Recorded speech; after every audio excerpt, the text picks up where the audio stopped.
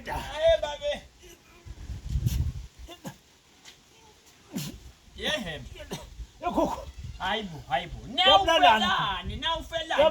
Gogo.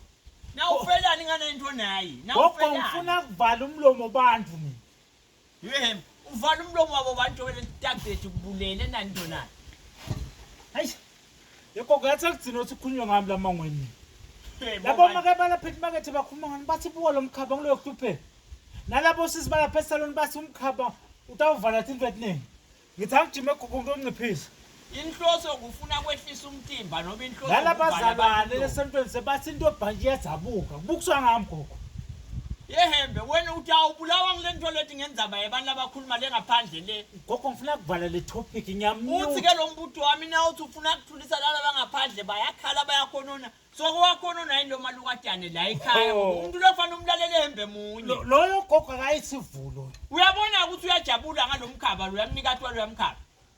Yikho kuthini manje? Wena umuntu ongawuyamlalela hembe ngunengi lohlana la endlini lo mondlako lo mesinzako. Nguye ke lengawuva yena wena sathi somkhulu. Sala lethi simbita yakho makhoko. Lento yakho nje kulalela bonke abantu la enakuphandla inakuside. Kungaze kukhale lolo la ekhaya ke sengila uyawushiya khona inkosi ibusise.